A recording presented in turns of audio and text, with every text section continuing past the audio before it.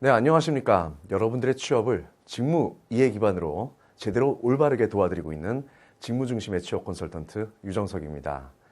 자, 오늘은 여러분들과 다룰 직무가 해외 영업입니다. 자, 오늘 그 해외 영업 직무에 대해서 먼저 말씀을 드리기 전에 여러분들께 이 방송을 보고 있는 여러분들께 한 가지 질문을 드릴게요. 스스로 한번 고민을 해보세요. 여러분들 그 취업을 준비하시면서 직무에 대해서 얼마만큼 또 우선순위에서 몇 번째 정도로 여러분들이 생각하고 계시는지 한번 스스로 자문해 보시기 바랍니다. 예를 들어서 오늘 다룰 해외영업이란 직무, 대부분 인문상경의 친구분들이, 취업준비생분들이 해외영업 쪽을 지원하시는 분들이 많을 거예요. 그것도 홍보를 할까, 마케팅을 할까, 인사나 전략기획 같은 경영 지원을 할까. 아, 나 그런 거는 자신 없어. 그런데 나는 영어가 돼. 나는 중국어가 돼. 그러니까 해외영업을 한번 해볼까? 그런 식으로 막연하게 지원하시는 분들이 꽤 많습니다. 제가 취업 현장을 돌아다니면서 보면 대부분 해외영업을 지원하는 친구들 같은 경우에는 거의 한 70% 이상이 저는 중국 교환학생 갔다 왔어요. 저는 유럽이나 미국에서 어학연수 갔다 왔어요. 그래서 저는 해외영업을 지원하고 싶습니다.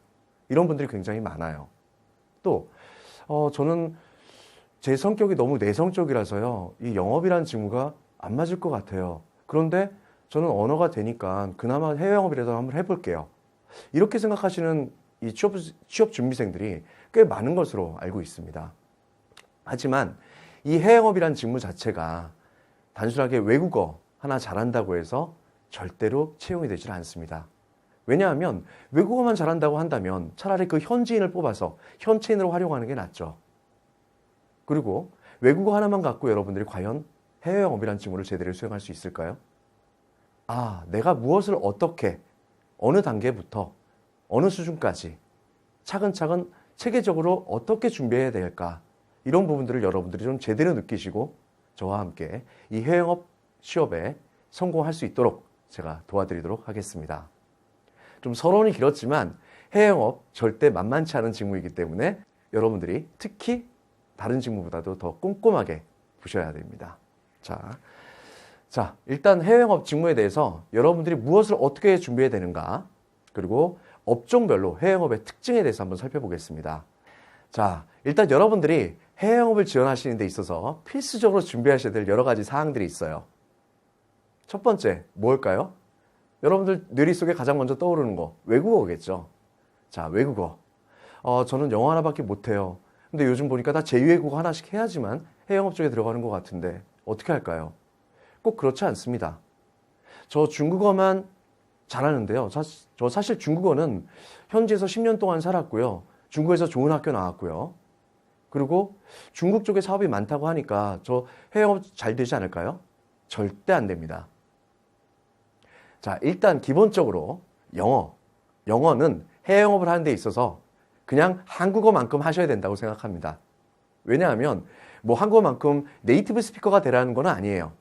하지만 영어는 만국 공통어이기 때문에 반드시 여러분들은 영어 준비를 하셔야 되고요. 최소한 해외영업을 지원한 친구라면, 종합상사 쪽을 갈 정도의 실력이 되는 분들이라면 영어로 자유스럽게 PT가 되어야 됩니다. 그리고 일반 제조업이나 벤더 쪽에 해외영업을 지원하시는 분이라면 기본적으로 토익 스피킹 커트라인 레벨 7 정도 올라가셔야 되고요. 물론 다른 스펙들이 좀 좋다 했을 때에는 레벨 6도 어느 정도 수용은 됩니다. 그리고 토익 점수 기준으로 봤었을 때에는 저는 그냥 있는 그대로 말씀드려요. 토익 900점대, 거의 대부분이 900점대 이상입니다.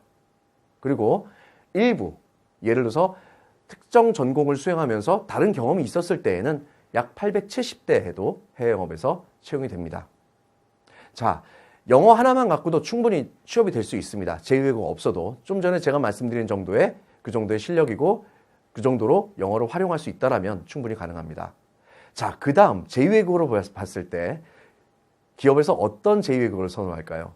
물론 그 기업마다 또는 업종마다 다른 취급, 상품마다 또는 그 국가마다, 주요 지역마다, 거래소마다 다 다르겠지만 일반적으로 공통적으로 한국에 있는 기업들을 봤었을 때 자, 두 번째 순위는 뭐라고 볼까요? 중국어요? 아, 요즘 중국어 하는 친구들이 너무 많아요. 그래서 경쟁력이 좀 많이 떨어집니다. 자, 또 어떤 언어가 있을까요? 스페인어입니다. 스페인을 대상으로 해서 우리가 영업을 하는 게 아니라 바로 중남미 시장이죠. 얼마 전까지만 하더라도 중국 시장이 어마어마하게 큰 시장이었고 또 거기서 실질적으로 기업들이 많은 이윤을 챙겼었어요. 하지만 요즘 여러 가지 정치적인 이유서부터 많은 여러 가지 경제적 이유, 여러 가지 사유 때문에 중국어도 물론 좋지만 제가 앞으로 취업 준비를 하시는 데 있어서 추가적으로 제2학을 준비한다면은 저는 스페인어를 두 번째로 추천드리고 싶습니다. 왜냐하면 중남미 시장 자체가 앞으로 어마어마하게 커질 것이고 실질적으로 지금 국내에 있는 많은 IT 기업이나 제조업들 또는 의류, 섬유 또는 식품업까지도 계속 진출하고 있기 때문입니다.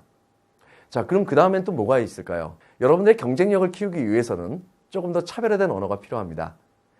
동남아 쪽과 관련된 언어들을 여러분들이 좀 준비해 주시면 좋습니다. 인디 말레이어 또는 서남아 쪽 관련된 언어들. 어느 업종에서 많이 쓰일까요? 자, 섬유업이죠.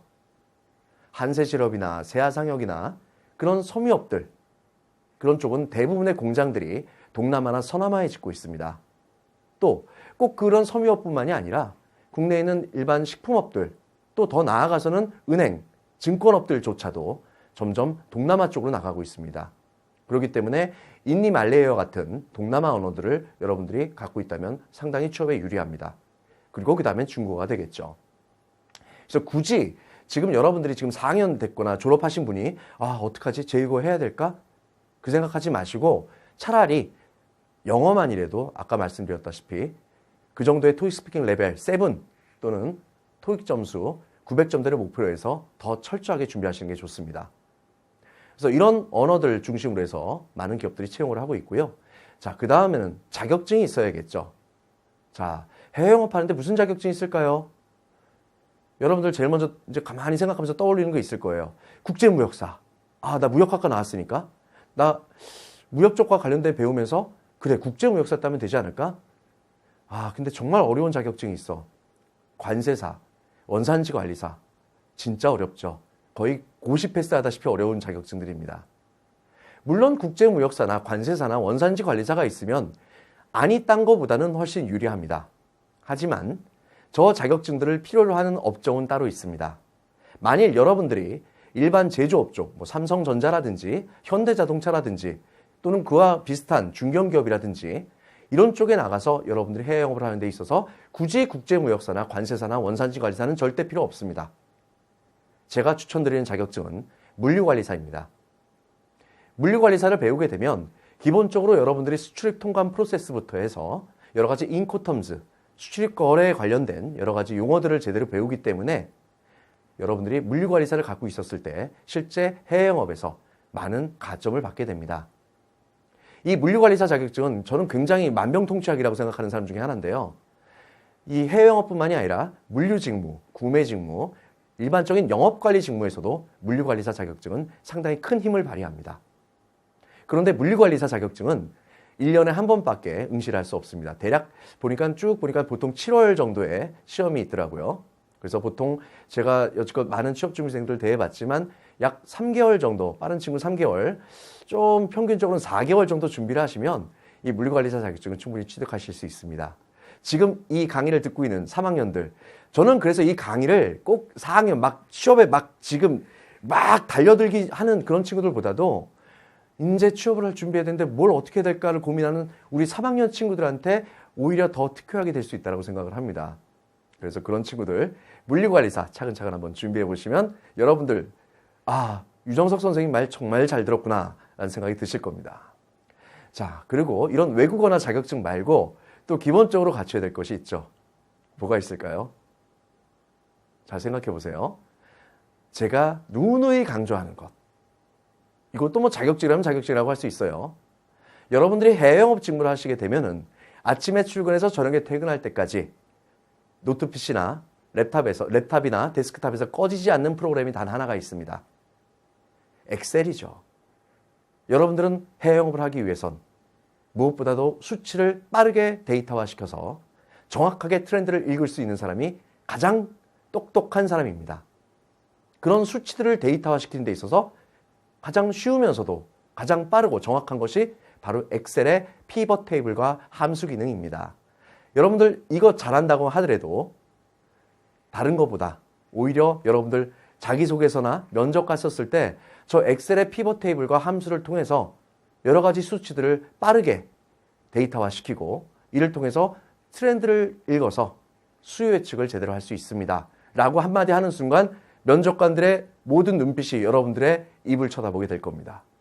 엑셀의 피벗 테이블과 함수, 이것은 컴퓨터 활용 능력 자격증을 통해서 여러분들이 이력서에 저 잘할 수 있습니다라고 어필할 수 있습니다. 굳이 1급 안 따셔도 됩니다.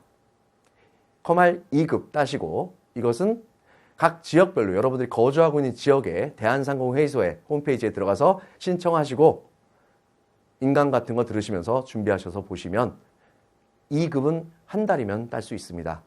이런 거조차 없이 저는 영어 잘해요, 중국어 잘해요, 그리고 과연 해외 영업에 취업이 될까요? 정말 어렵다고 저는 생각합니다. 그리고 이런 겉으로 보여지는 정량적인 외국어나 자격증이나 엑셀 실력 외에도 정성적으로 볼 수 있는 부분이 또 하나가 있겠죠. 여러분들 해당 시장에 대해서 좀 알고 있다는 것들을 어필해야 돼요. 해당 시장, 내가 뭐 중국을 담당하고 싶다, 북미를 담당하고 싶다, 유럽을 담당하고 싶다, 또 내가 거기 교환학생을 갔다 왔다, 또는 거기 갔다 오지 않았다 하더라도 그쪽 지역에 내가 취급하고자 하는, 내가 만일 전자제품을 취급하고자 한다면 미국의 로즈나 베스트바이 같은 대형 유통업체들이 있다라는 것들, 중국에는 대리상들이 어떻게 있다라는 것들, 이런 기본적인 그 시장, 내가 입사하고자 하는 취업을 준비하고 있는 그 기업이 다루고 있는 아이템이 팔리고 있는 그 시장, 그 유통에 대한 지식이나 또는 그쪽 지역의 민족적 관습이라든지 그 사람들의 성향이라든지 또는 지역적 특성이라든지 이런 부분에 대해서 여러분들이 알고 있어야 되고요.